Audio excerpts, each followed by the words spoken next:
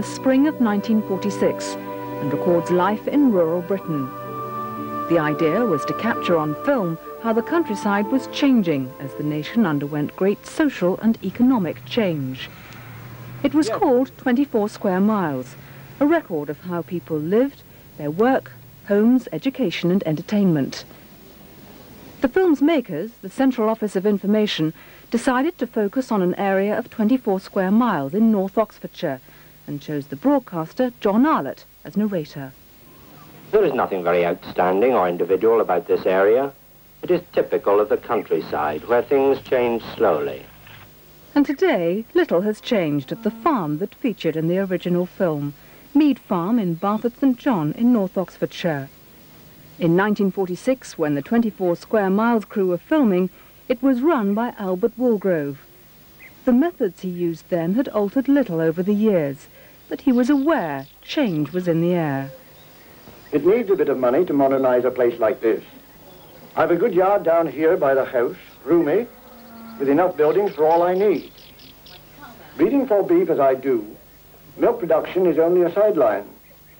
We still use the old bar for milking, and the few cows I keep don't call for any mechanical milker. My cowman can manage them all right on his own. Filming on the farm took 5 days to complete, but as Albert's son George explains, the film crew hadn't finished with him yet. He wrote the, what do you call it, it's a script.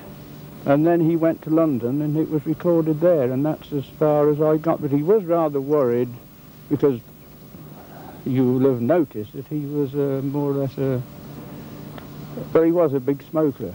And he had a gruff voice and he had to keep clearing his throat, but they assured him that they could take that part of it out, and which of course they did. George also appears in 24 Square Miles, hard at work on a tractor. Like his father, he had some apprehensions about the filming, especially being told to do things several times over for the benefit of the film crew. A little bit fed up, I think, if I was honest. Because, as I say, they came and if we could have just gone and done one strip off the field and finished, fair enough. But when to be sent back and do again. And then on that particular shot, I had a prisoner of war on the drill, and he turned around and waved at the camera crew, and of course that was scrubbed out, so that didn't help matters at all.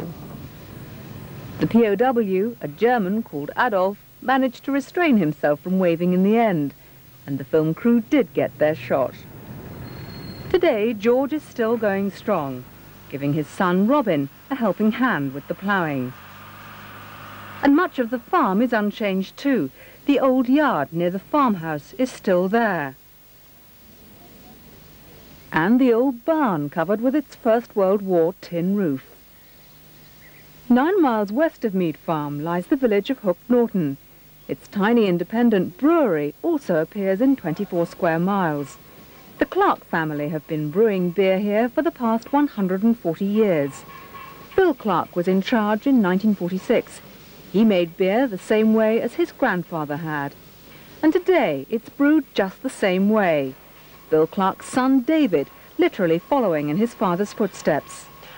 The whole brewing process takes 10 days from start to finish. Finally, the beer is piped into barrels, which go down to the cellars for storage before delivery. When business was good, the brewery employed 20 people. Today, 35 local people work there, making 3 times as much beer a week. It sells to pubs all over the country, as well as the 35 owned by the brewery. David Clark says little has changed since his grandfather's day. Nothing's really changed. The brewing process is just the same as it was all those years ago. You still use the horse and dray. I still remember going out on that and delivering around the village as a boy. That's something we've gone back to, because now we have a horse and dray and we still use it around the village. It's a different story just up the road, where a big ironstone quarry used to be. Now you wouldn't know the works had once been there. It's almost as if Hook Norton Brewery were locked away in a time warp. Even in the heart of the brewery, the steam engine which runs it is still there. While not far away at what was once Bloxham railway station, the steam era is long gone. Now it's hard to imagine a train pulling out of here. And just as the train gave way to the motor car, so the countryside life chronicled in 24 square miles was changing forever.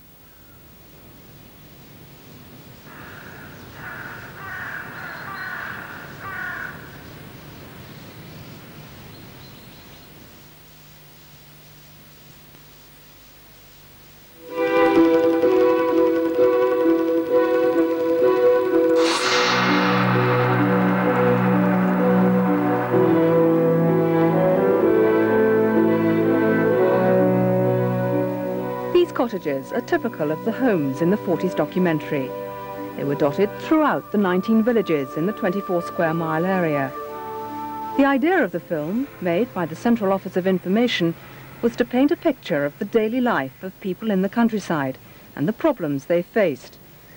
The film made local celebrities of several people who were chosen to feature in it.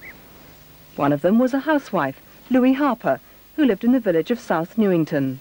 When I first came to live here, this room ran right through to the back of the house. But my husband put up a petition. So we have a small room at the back where we can have our meals, and where I have an oil stove for most of the cooking. This room leads into the scullery, where there's an open range. I do some of the cooking on this, and use it for heating water for washing, and for the copper. In the far corner of the scullery, there's a door leading to the stairs.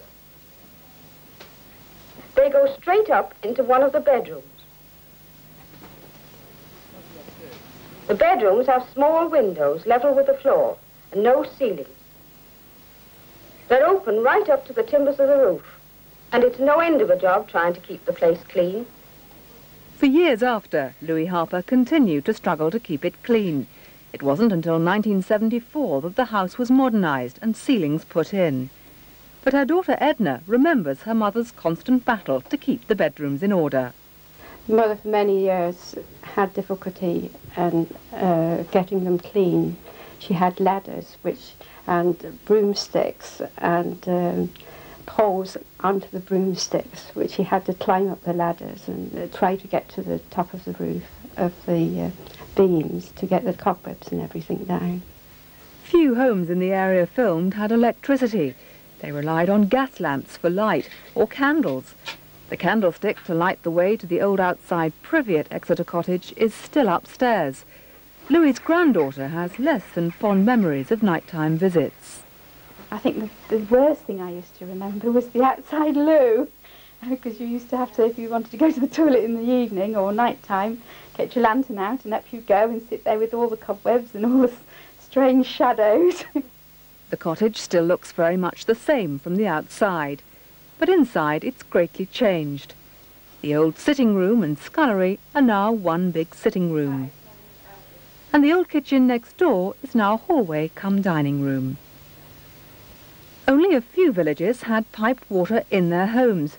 Most, like Louis Harper, had to fetch water for everything from baths to washing dishes and get rid of it outside, as the film's narrator John Arlott explains. In most cases, having a piped water supply means nothing more than standpipes set up here and there, from which water has to be carried to the houses. In the villages without supplies, water for all domestic purposes is fetched from springs, from wells, and in a few cases, from streams. But as he goes on to explain, some of the newer council houses weren't much of an improvement. They have sinks, but no taps, and waste pipes emptying into a pail. The lavatory is inside, but it is still only a bucket. Today, apart from some obvious signs of 20th century living, this house in Tadmarton hasn't changed much on the outside. But when its current owners moved in 1970, the kitchen was still very much the same. When we first moved up, there was an old stone sink and a cold water tap, no hot water. And since then they've put us a proper one in with the hot and cold water, running water. There was a stone copper that you lit the fire underneath. Never ever used it, so we pulled that out. Yet houses like Jill's were among the most modern in the area at the time the film was made. There are more modern grates, making cooking easier. There are built-in cupboards and shelves, larders, and bright and fairly spacious sculleries, usually with a built-in copper. Now it's hard to believe that half a century ago, piped water, sewerage, and bathrooms complete with toilet and bath were luxuries many didn't have. But these were some of the more welcome changes following the end of the Second World War, which were transforming life for people living in the countryside.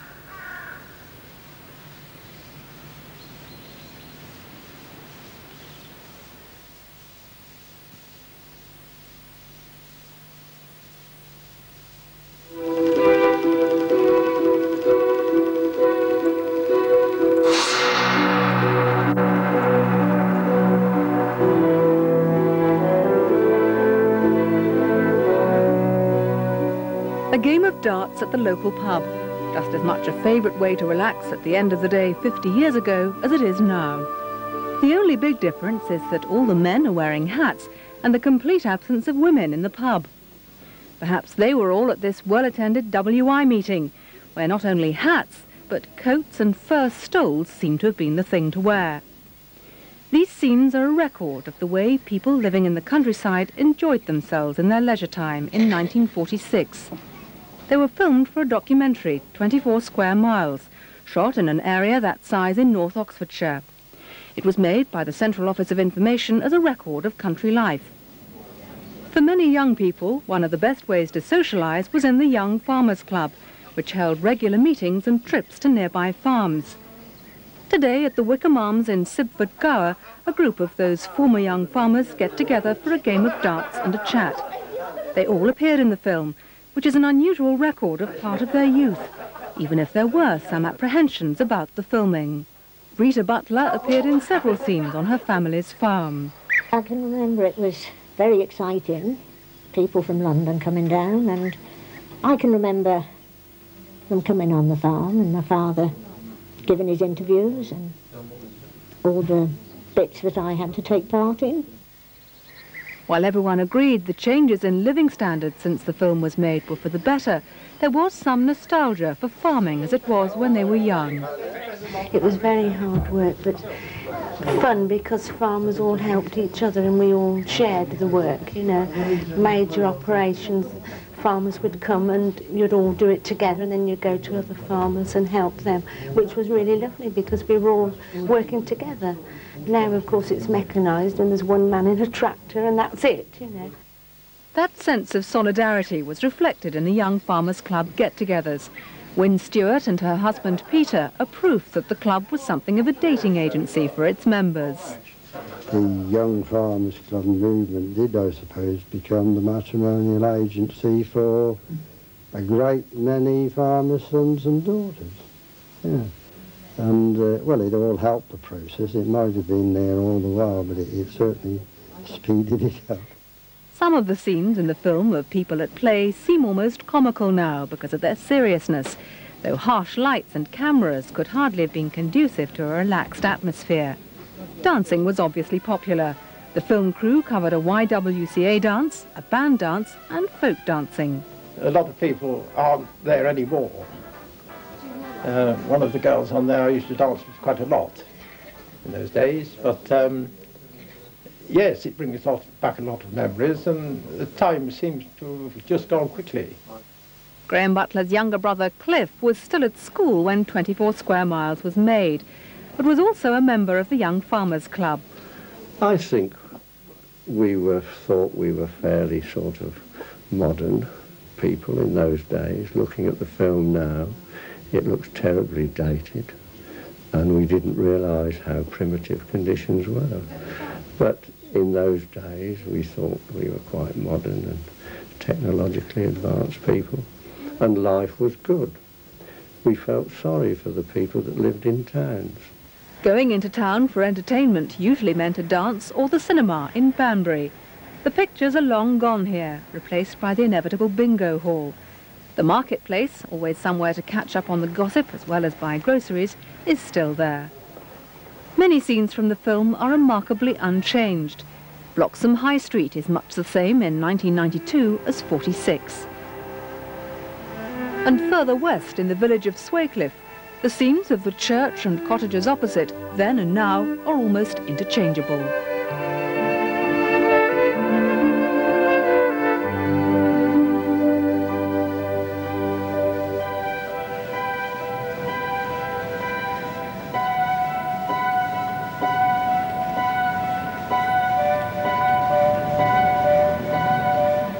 Yet in the near half-century since 24 square miles was shot, the horse has been replaced by the tractor and the train by the car. There's been such enormous changes, I can't believe there's going to be the same sort of changes in the next 50 years.